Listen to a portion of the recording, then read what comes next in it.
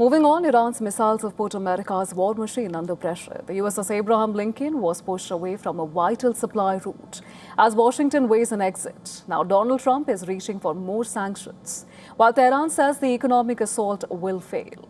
Our next report brings you the latest situation from West Asia and where the US and Iran they stand at this particular juncture. Take a look.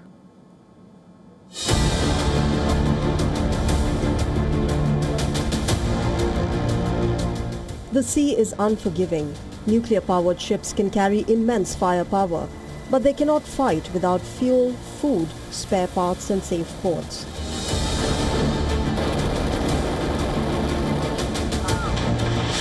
In the Gulf, every supply line has become a target. Every missile alert carries a warning that America's campaign may be running out of room.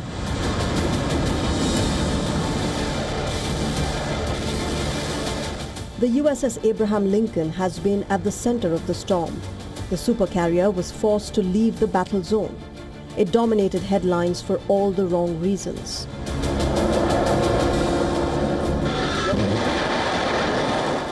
At the beginning of the war, the Iranian attack in retaliation for the American-Israeli assault on Tehran targeted one of America's most crucial naval bases in Bahrain.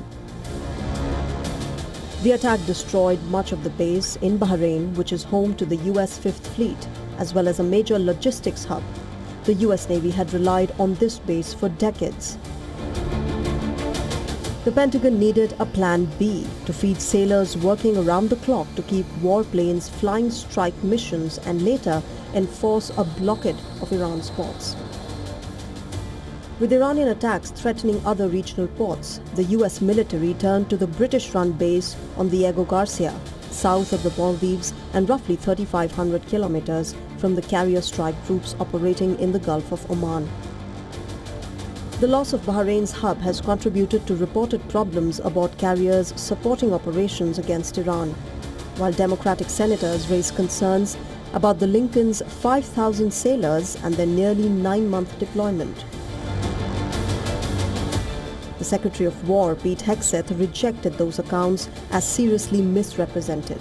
But the resupply controversy has intensified questions about the carrier's condition and Washington's ability to sustain the war against Iran. Iran's missile campaign has forced American commanders to defend bases, ships and logistics hubs across the region. Interceptors are consumed, aircraft need protection. Warships must keep moving.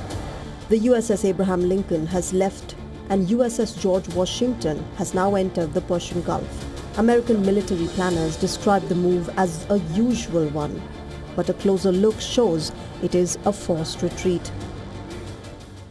Underestimating, let's say, the Iranian power at the end of the day.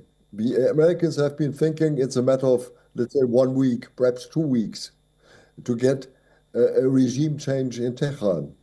They've missed the story totally because they have totally underestimated the value of the Strait of Hormuz on the Iranian side. They are condemned just to negotiate. But Trump doesn't want to show this weakness ahead of the midterm elections in the US. This is the situation where we are.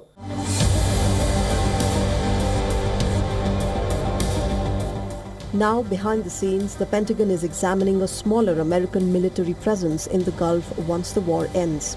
That points to a possible strategic reset. Donald Trump wants to claim victory, reduce the risk to US forces and avoid a conflict that keeps expanding. The United States maintains around 40,000 military personnel stationed across nearly 20 key installations and bases in West Asia. Spanning from Jordan to Oman, Kuwait and Qatar host major long-term army and air force support infrastructure. But leaving is not simple. Iran can threaten bases, shipping lanes and energy routes.